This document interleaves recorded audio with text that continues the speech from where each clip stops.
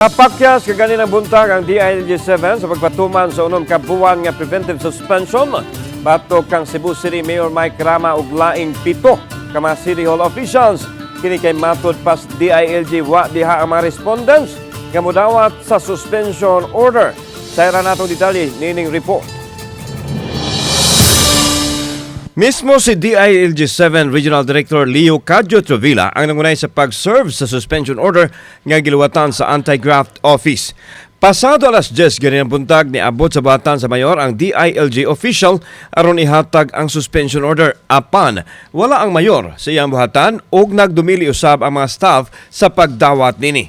Sunod nga giadto sa DILG official ang City Administrator diin apil kini sa gipahamtangan og suspension apan wa usab si Attorney Colin Russell ug nagdumili usab ang mga staff sa pagdawat nini.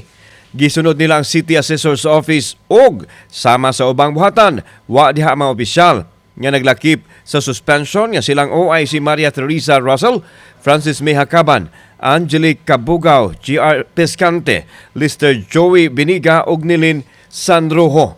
Tungod kay walay staff nga midawat nakahukom ang DILG sa pagpapilit na lang sa suspension order sa buhatan.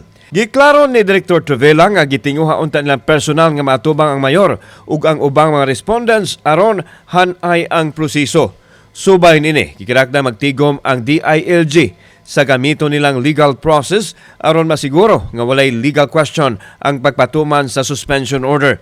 Nanguli na lang ang DILG team wag yun mo patimaw sa City Hall ang mayor ug ang ubang mga respondents. Notice lang yun, in effect parang notice lang, ni-notify lang namin sila doon.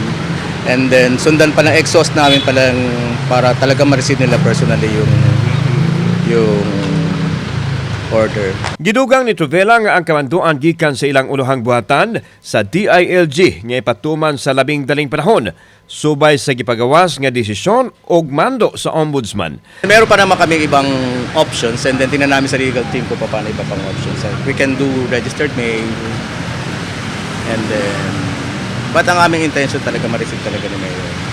Gitawagan sa mga tigbalita si Mayor Rama ug ang ubang mga opisyal nga nalakip sa suspensyon apan dili makontak ang ilang telepono. Nasayran nga nagsugod kini sa reklamo sa upat ka mga empleyado nga gi-reassign og wa sweldohi sulod sa napo ka buwan.